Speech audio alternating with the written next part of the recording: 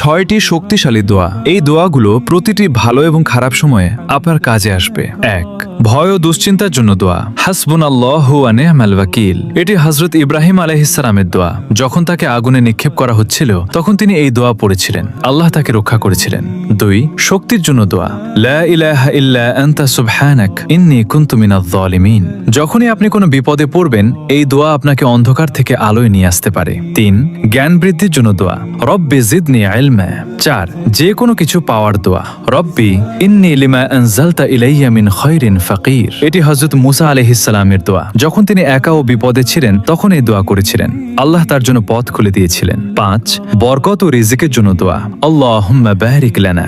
6. মনের কষ্ট দূরের দোয়া। আল্লাহুম্মা ইন্নী আউযু বিকা মিনাল হাম্মি ওয়াল হাযান। এটি হযরত মুহাম্মদ সাল্লাল্লাহু আলাইহি ওয়াসাল্লামের দোয়া। তিনি কঠিন সময়ে এই দোয়া পড়তেন, এটি মনে প্রশান্তি এনে দেয়। সবাই কমেন্টে আলহামদুলিল্লাহ